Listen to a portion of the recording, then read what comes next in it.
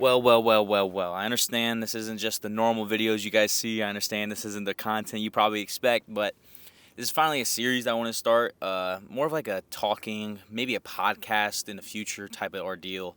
But I'm going to try and do these weekly, and it makes it a lot easier for me. Now I'm in season with baseball. I'm a college athlete, right? And so my first priorities comes down to not first priority. My first priority is doing the Lord's will. But of course, baseball, school, all these different things, they take up a lot of my time. And I put a lot of effort into baseball, and I want to be the best I possibly can be. So it takes up a lot of my time. Same thing with school. So this gives me opportunity to build up something that's consistent, building up something that is a foundation on my channel that you guys can always expect to have.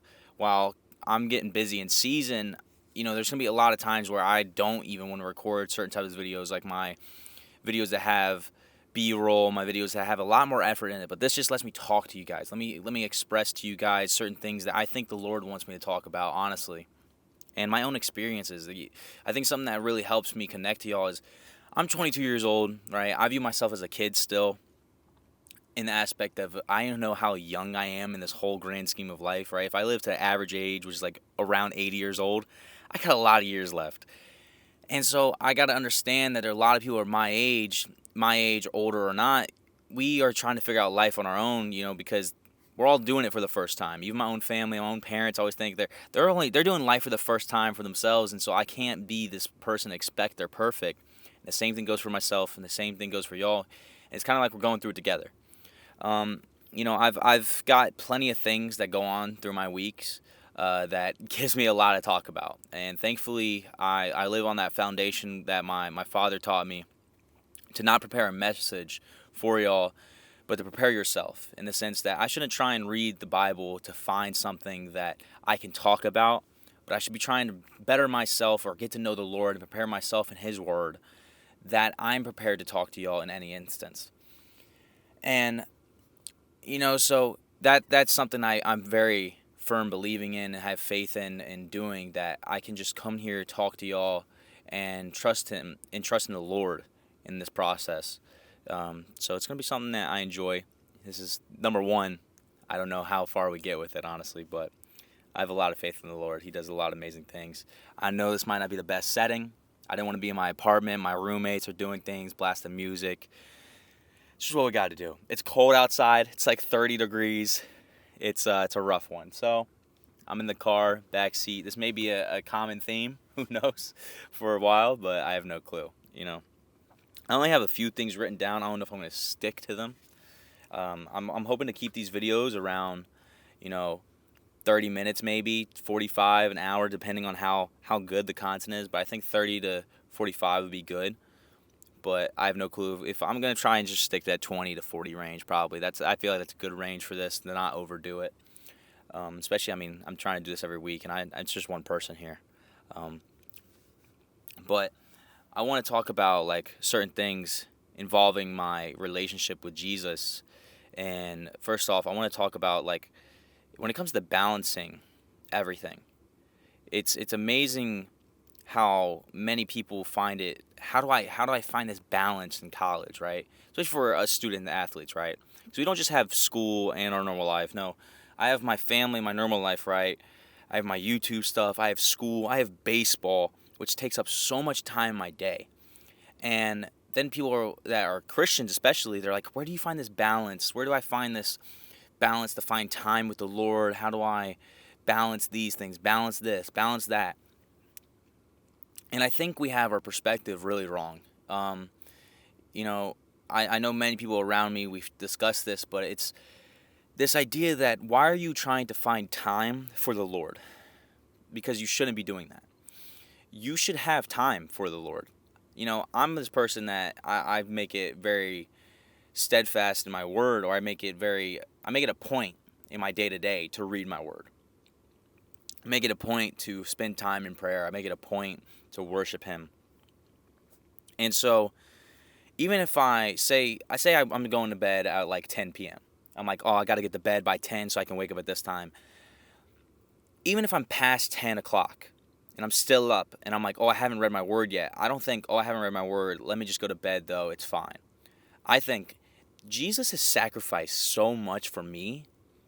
I need to sacrifice this time for him. Like, what is the me sacrificing sleep for one night, just a little bit of sleep even? It doesn't even it's not like I have to sacrifice 6 hours of my sleep. No, just 30 minutes even, 15. Just spend time in some words, spend time in worship, spend time in prayer. And it's one of those things like, it's not about necessarily finding a balance. Because I think if you devote yourself to the Lord, right? If you give up your life to him like we're supposed to, pick up that cross daily and follow him, you don't necessarily find the time or you need balance. I think he's the one that balances me. I think he's the one that gives me that strength completely, because I could be stressed, oh, I got to do this. Oh, I have this homework due this day. Oh, I have this. And I think it also comes, with maturity, preparation. I keep track of when my homework's due. I have an idea of when we have to do things for baseball. We have a pretty normal routine that we often follow in our days. But there's still things that always pop up. My coach always says we're Minutemen because in baseball, if it rains, we can move a game to this day, move it to this hour, whatever. So we're constantly, making adjustments as we go, especially in the sport I play. We're constantly making adjustments on every play, every pitch. And it's this idea that I've learned, like, I don't need to have balance. I don't believe in a balanced life. I think if you're devoting yourself to Christ, everything else is balanced in a sense that he is my structure. I don't find structure in the world. I don't find this sense of control in the world because of these things. No, like, I can go through life now having faith in him and everything. If any obstacle comes my way, right, it's James 1:2, I can't say the verse exactly. I think count it all blessings, those who go through various trials. It's something along those lines. Because through those trials, you learn patience, all these different things. And it's that thing that, we're supposed to count all our trials as a blessing. We know that as well when we see the disciples in Acts, the apostles in Acts, when they get thrown out of the temple for preaching his name, they get stoned, they get shamed. The first thing they do is glorify God for seeming worthy enough to suffer in his name, right? We don't do, there's people in this world that do suffer in Christ's name by stoning, by martyrs, by all these different things. So I'm saying in my sense, we still suffer though, right? We still suffer on the daily. It's our emotional attack. It's all these different things, but it's not to a certain scale, but it's our scale. And it's recognizing that every little trial, every little suffering is a blessing. Right? It's something that tests you in the Lord. It gives you an opportunity to grow and know him. And so these little things, these unbalanced things that, you may feel stress, you may feel anxiety. I think it's a blessing though. It's another thing that the Lord is seeing. How can you overcome it? The Lord is seeing, and not just that, but will you overcome it with him? Because I can try and overcome things in my life in the worldly way. And I have before. I've tried those ways. I've learned stoicism. I've learned the brain hacks of breaking habits. I've learned all the psychology for these certain things because I'm very big on self-improvement. But nothing is as concrete as finding and overcoming everything in him. And I say that because, it tells us about that parable that Jesus talks about. I don't remember it exactly, but it talks about how there's a man that builds his house on the sand, and when the storm comes, his house falls down. But there's a man that builds his house upon the rock, and when the storm comes, it stands still. And it's that reality that when I build myself upon Jesus, I built my house, my foundation on him, and not of the things of this world. So I'm not looking to a book like Atomic Habits, great book, or Hyperfocus, another great book. These things that talk about the psychology of your mind, breaking bad habits, breaking and making good habits in a sense. If I'm building upon those things, yeah, I'm looking upon the world and how I do it. But if I truly sacrifice and give it up to him instead of doing it on my own, it's like you never have the battle again.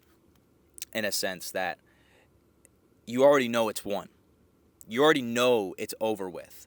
So you may have this thing where You can think about like habitual sin or sins that we feel like it's hard to break away from, right? Many people in my generation, it's like lust. Lust is so hard to break away from, or alcohol, drugs, but lust is usually, the main one, right? Especially because of media, it's become super hard. But it's learning that he's already overcame all. He's already overcame everything. So even if I may struggle or fall, it's knowing that he's given me the strength because he's already paid for it all.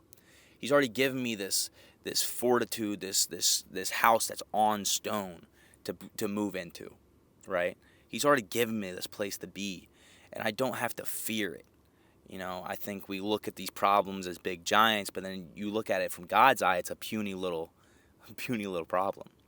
We're too busy staring up and he's staring down. And we have this ability to be blinded by the world and trying to do it on our own instead of knowing that he overcame all. Knowing that he paid for everything. He sacrificed all for us. So there's no need for us to try and do it. We just have to give it up to him. And it's this sense of truly letting go. Truly letting him resolve it. And I say these things like this because I can look at myself. I'm a big self-reflection type of person. And not to the sense that, because I've learned from certain people that I admire that self-reflection is good, but it might be poor because you're looking at the wrong thing.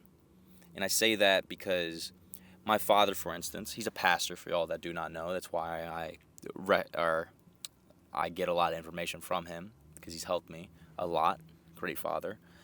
But there's a sense that he told me to not focus on the devil when it comes to talking. Because whatever you focus your eyes upon, that's what you set to, right? And it's the reality, right? If I'm focused on something negative, I'm only going to see negative. I'm only going to do negative. And so instead of focusing on my own reflection, my own feelings, my own thoughts, instead of thinking, if my thoughts may be bad, why don't I think about Jesus' thoughts? Why don't I think about what he would think, what he would say, what he would do? And you don't just have this innate ability to do it, right? But through reading the Word, through spending time with him, knowing what his thoughts, building that discernment and faith, building that spiritual gift of discerning the problem, discerning right from wrong, even your own thoughts. Because there's many moments in my day now, especially because I'm trying to grow and be a better carrier of Christ, a better Bible that someone reads, that I'm discerning my own thoughts where I may think something and I'm like, nah, Jesus wouldn't want me to think that. Jesus wouldn't want me to be thinking, or even because it might encourage what I may say next. And I know he wouldn't want me to say that. So I now have to readjust my thoughts upon him. And it's that ability of, knowing that he's already done all and he is the greatest thing of all. He's the strength that gives me the power to do everything. That when I study my word, when I learn my word, I build my relationship with him. Now my self-reflection is not reflecting upon me, but I reflect upon him. And I look at him for my guidance. And I don't necessarily look at my flaws, but I'm staring at him and his beauty, and I'm thinking, how can I be more like that? How can I do more like that? And it makes it a lot easier because I'm no longer looking at all negative, right? But I think that's that aspect as well, taking away and looking at things, and we label them as negative, and I think people connect emotion to the word negative or failure. I don't do that at all because I just don't see the point. It's like a lesson. It's just failure and negative things are just lessons. So I think they're blessings, honestly. And so I look at what may be negative and be like, okay, this is a place to grow. And I see this in my own life a lot. I see this in my own ability to think a lot because I just had an instance with a close friend of mine. And he told me and let me know how poor of a friend I've been. And how I've done wrong and how I've carried myself poorly in our friendship. And he's told me all these things. And I could, there was a part of me that thinks back to how I would have handled that situation in the past. And not just handled it like in the moment, but how I would have handled it emotionally. I would have been way more hurt knowing that I was hurting someone, and I'm in the sense that I'm a big believer on extreme ownership, and so I recognize my own faults in this relationship, and knowing that I could have been a better friend, I could have done these things better. Thankfully, I've got the opportunity, right, to do better things. That the friend has not just cut me off; they want me around, and it's this thing that now though I would have had emotion connected. I would have been hurt, broken by it. But I can't, in this state of where I am with Jesus and knowing Jesus and having faith in Him, it's hard for me to be in that place because I know how great and powerful He is, that now I know where I fail as a friend or where I have fallen short as a friend that is trying to portray Christ, right? As trying to do the Lord's will.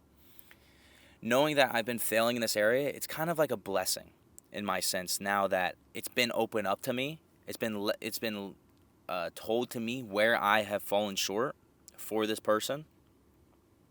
And it lets me trust in Christ so much more. It lets me have faith in Him so much more, knowing that He has changed me so much already. I don't need to stress about the situation. I'm not this stressor type. I'm not this person because I just think about the things I can control, and I know that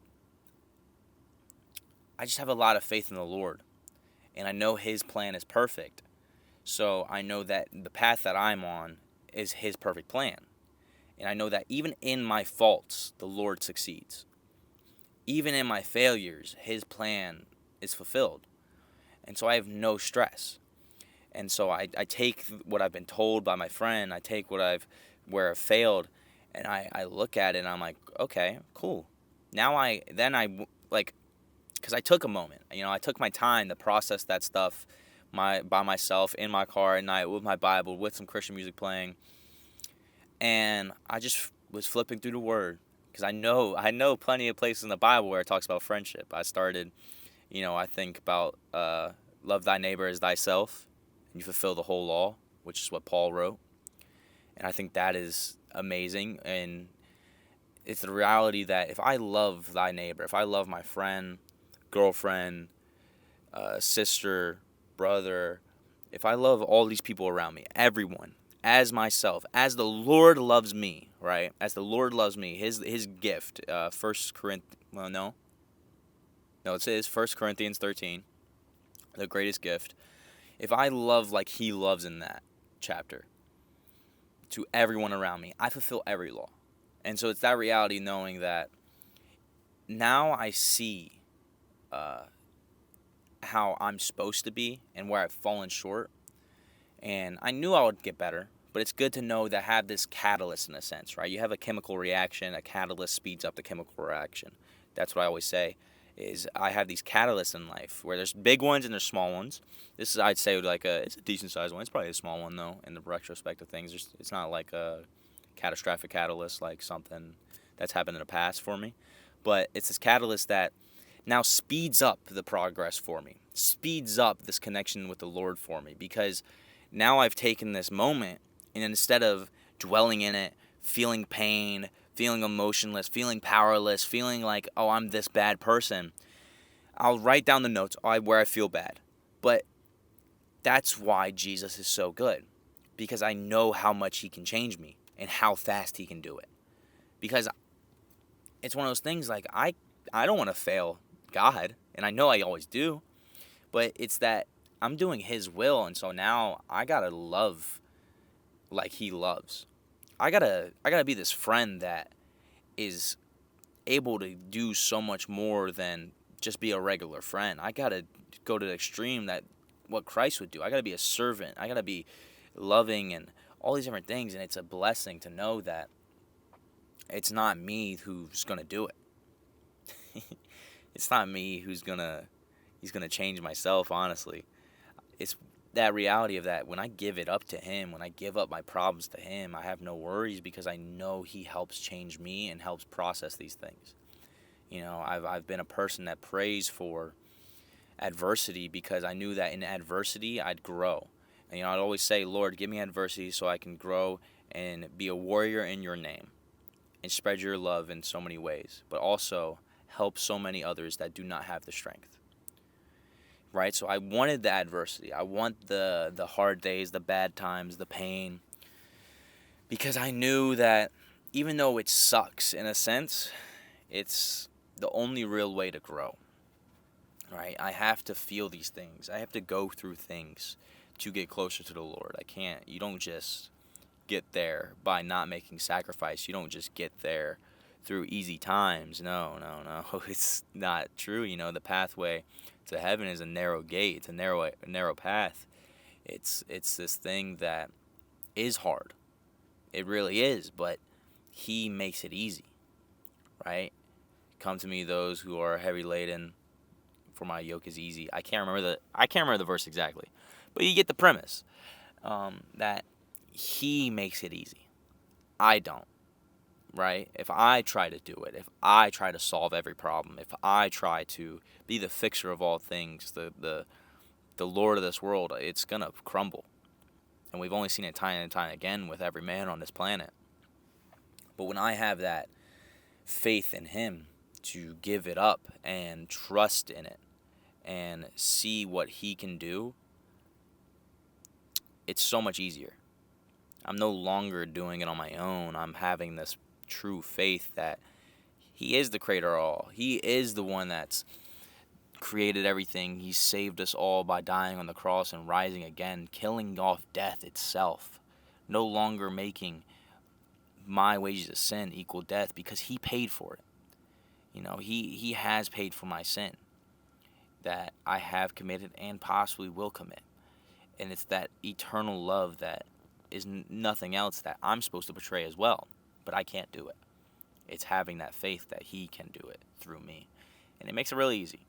I was talking to a pastor I talked with here at my school who leads our athletic Bible study, and we were eating, and it's just this reality, like, I can't stress over these things.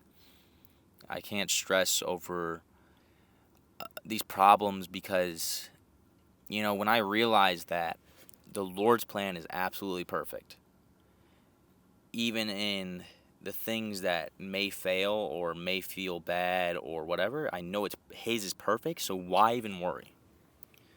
Right? You see all the things that happen wrong in the Old Testament, but that's the Lord's perfect plan. You see all the things that may have been bad in the New Testament, where Jesus dies and gets betrayed by Judas, but all these things is his perfect plan. And so I must just have this faith that everything that happens is his will. It doesn't mean I don't do anything and I just sit on the couch, right? We're supposed to serve. We're supposed to do all things in his name to glorify him. We're supposed to work hard in a sense. But I don't work hard to gain things. I work hard because the Lord's blessed me with the opportunity to be alive. And I know why I'm alive. That means the Lord's given me opportunity to help do his word. He doesn't need me. Some of the apostles were arrogant in their writing. Some of the disciples were arrogant in their writing, or not the apostles, but the prophets in the Bible, saying, Lord, you can't kill me off yet. I still have to do your work. I still have to help save your people. I still have to do all these things. And that's a bold statement. I wouldn't say that. I have a lot of faith in the Lord, and I think he can do a lot of things without me. And I don't think so I think it's a blessing that I do get to serve him. I think it's a blessing that I do get the opportunity to be that type of individual in everything I do. There's a reason I wear this beanie. I'll wear it so many days of my life. I'll probably get more things that say Jesus. I already do. I got plenty of stuff. I got a Yahweh hat that's sitting up behind me. All these different things, but it's just I'm trying to represent him in every way.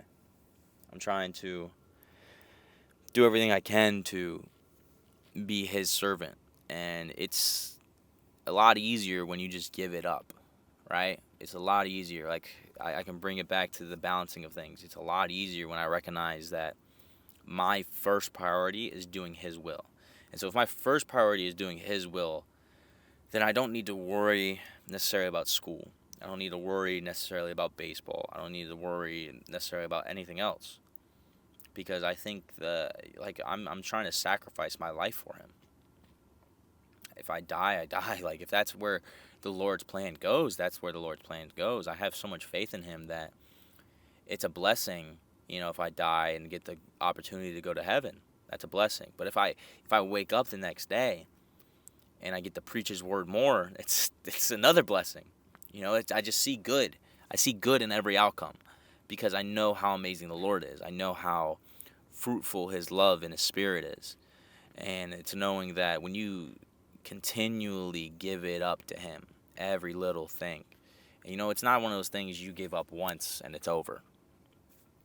You have to pick up the cross daily. I think that's something that I heard a pastor say. It's not, you just don't pick up the cross once and you're done with. You can live your 80 years. No, you have to do it every single day. You don't get one day off and gain the fruit of his spirit. You have to pick up the cross every day. You have to make sure your thoughts are meditated upon him and his love, his perfectness. Because every time you don't, you're letting the evil and wickedness of this world in. And that's the reality. It's completely the reality. I see that in myself, that the days where I'm less hungry for the Lord, less doing his will and acting out in my own wickedness, in a sense that even if it's just funny jokes that may poke and prod someone, maybe a little joke and poking fun, and even in those little things, now I'm seeing is like, okay, maybe that's not what the Lord wants from me. Maybe I can still have jokes, but not necessarily poke and prod. It's this reality that whatever comes out of my mouth is supposed to glorify God. It's not what goes in a man, but what goes out is what defiles him. And so it's knowing that now I see even the smaller things. We always talk about the little things lead up to the big things, and the little things matter the most. It's now seeing that even these little jokes, even these little things I may say, just having fun with the friends, having fun with the boys, and thinking it's just fun. I'm like, I'm allowing these words to come in this world. I'm having a stroke. It's allowing these negative words, having these joking words that have a negative concept, negative idea. I don't know what the word is I'm looking for, but a negative concept behind them. Cognitive? No, negative. You get what I'm trying to say.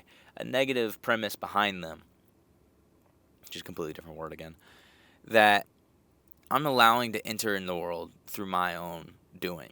Whereas if I truly pick up that cross daily, every second, I can't allow a negative thing to come out of me, because that's not what the Lord wants. I know I'm supposed to speak positive. I'm supposed to be positive, this uplifting love. I'm supposed to do his will and carry his love in everything I do, and it's hard. It's hard to even just not let the jokes out. Even with your boys, the best friends that you have, even the people that are close around you, that you gotta know that even your jokes may be a problem. And it's this thing, because like I'm thinking, well, if I'm supposed to serve him in everything, every word, every second is supposed to be about him, even if this joke has a negative aspect to it, something that may hurt someone, or maybe insecure, or maybe whatever, even a little bit, even if you may not think it is, and you may think, oh, it's just poking fun with my friend, that's what we always do. The reality is, it may still be a problem. The reality is that I think the Lord really wants us to be positive and speak lovingly things. It doesn't mean we let ourselves, again, I was about to say we don't let ourselves be walked over, but at the same time, he said if you get hit in your one cheek, then turn and give your other cheek. It's that reality of, even if you get hit, you're supposed to not swing, in a sense. So I have no clue. That's where I'll be honest with you. I have no clue. But I think it's great that I'm growing and learning in this. That way I can maybe help somebody else see it as well. Maybe help somebody else see the beauty of his love, because these things are not easy. Giving it up and picking up that cross is not easy in anyone's life. It's In my life, I feel blessed though. Even though I don't got the mansion, we don't got the fastest cars, we don't got all the money. We but I think it's that I've thankfully blessed by the Lord, and thankfully for a long time now I've been just saying I'm blessed every day. I wake up, I'm blessed to be breathing. And I think I thankfully get that from my father, who says every day above the dirt's a great day. And I think I live in that concept that I'm alive. And so it's a blessing. Whether there is a bad day, quote unquote, because again, I think like these bad days, they're absolutely blessings. They're the ones to grow from, the ones to learn. Like,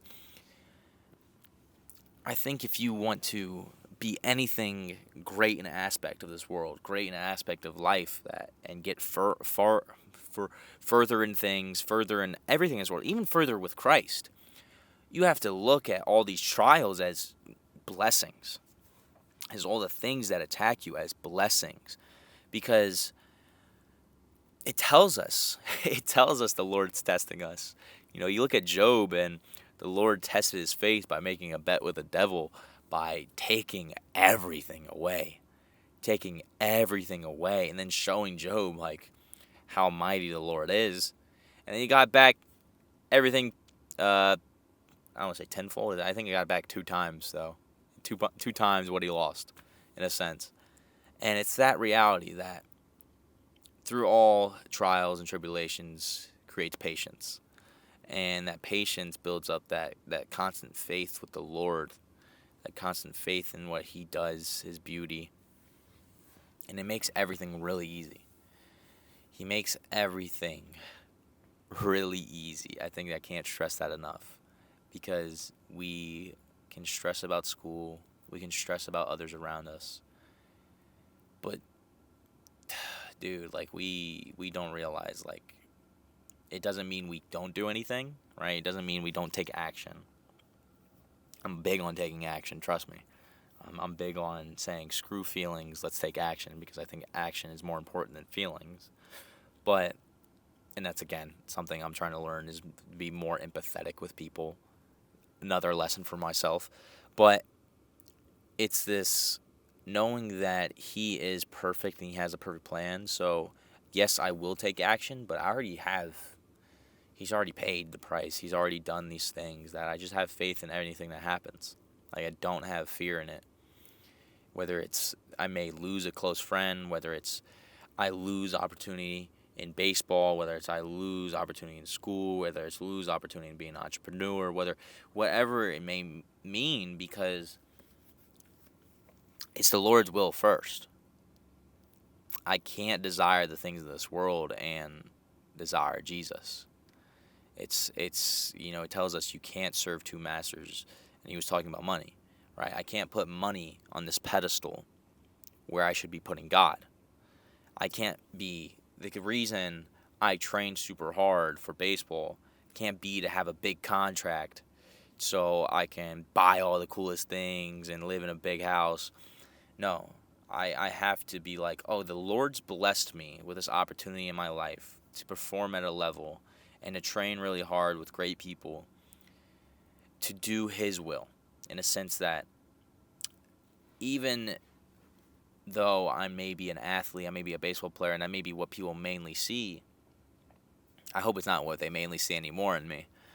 I think I'm doing a decent job at making sure it's not, but that may be my main thing, right? But how do I glorify God? How do I do his will? And I think it's funny, because I know he doesn't care about my stats. I know he doesn't care about my baseball stats. I know he doesn't care in that sense, because those things really don't matter. I was saying that to someone recently, I think, at Bible study or whatever. Like, I had a good weekend of hitting.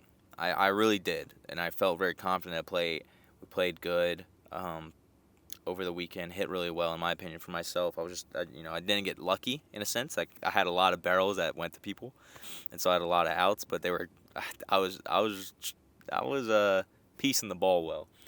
But I think God really liked more was the aspect of on our bus ride back, our 8-hour bus ride back, because we were in Wilson, North Carolina, that I I was having a conversation with a freshman and discussing things like, he's having some problems, and I was just there listening, talking to him, and I was telling him about how Jesus makes it really easy for me, how Jesus is the one that gives me the confidence, how Jesus makes everything super simple for me. And I have this, I know for a fact that conversation mattered 1,000 times more than that weekend. And I think it's that reality that I may achieve big things in this world, whether it's entrepreneur, whether it's in a business, whether it's baseball. I may achieve big things in this world, but I think those things help set up the connection to spread the word. And that's why I think it's important to glorify God in everything you do. I think it's important to make sure it's His will. Because the reality is, maybe I don't. Maybe I have that good weekend, right? I'm there doing it, but it's the Lord that's giving me the opportunity to. It's the Lord's ability and strength that's giving me the opportunity to perform. And I have this good weekend, but maybe that's what the Lord's plan is maybe that's the Lord's plan leading up to make sure I have this conversation that talks about how I'm confident, how He makes me comfortable, how He makes me have faith in everything I do when I'm at the plate with this freshman, so they get to know and understand. Maybe I should get to know Jesus. I'm anxious. Maybe I'm feeling anxiety a lot as a freshman. I don't know where my life's going. All these different things. The things you think as a freshman in college, oh my gosh, it's a dark pit. I know I thought of a lot of bad things. And so it's that thing, like knowing and seeing the beauty in Christ, that in the success that I'm blessed with, I get to glorify Him in it and spread His word in it, and it just makes it so much better. Like, everything else didn't matter over that weekend. I think I'll always remember more the fact of talking about Him, talking about Jesus, because it's, again, the number one priority in my day-to-day. It's the number one thing in my life, and it's absolutely a blessing. It's absolutely granted me so much love for Jesus that it makes a lot of things easy. I know I went on a tangent about a lot of things, and I think, I'm fine with that for this first one. But hopefully over time we build more structure with these things. This is me trying to wrap this up, by the way. But hopefully this is, you enjoyed this. Hopefully you want to see more. If you don't, say in the comments. If you do, tell me you want to see more. Give me some things you guys would like me to discuss. I think over time, I'll definitely discuss more things that are maybe more going on in the world. I'll maybe discuss some things like that. I don't keep up with world. I say that. I say I don't keep up with world politics, but I definitely do. I'm a macroeconomics fiend, and so I have to know what's going on in the world. But side note, just let me know what you guys want to see. If you want to see more ideas for different types of videos. But I have another video idea already in my head, but I'm definitely going to be doing these at least once a week. And this one should be up, I'm hoping tomorrow, which is Friday, but it may not be up till Sunday. If I do that, then great, because I wanted to do these on Sundays because I often talk about Jesus. But if I upload this on Friday, I think I will, because I think it's a better upload day because I like views. But I'll put this up on Friday. Hopefully y'all enjoy this, and hopefully this is just a weekly thing that you guys can look forward to, that has more structure, because now that I'm in season, it's hard for me to have a consistent plan. When I was out of the season, I was uploading on consistent days of the week. Sadly, just not the point anymore. And I'm just hoping to create good content and good quality. And this helps me kind of step away from the quality side for a second and be able to discuss things, because I know this is an aspect that I really want to keep up with, of talking to y'all about these things. And then gives me time in between these videos to still work on good quality content, still good quality videos that maybe help reach the masses more. But I don't know. We'll see how these things go over time. I think the reality is the Lord's got the plan, and I'm just going to keep doing what I believe He wants me to do. And so, yeah. All right. I love y'all. Jesus loves you. You have a good one.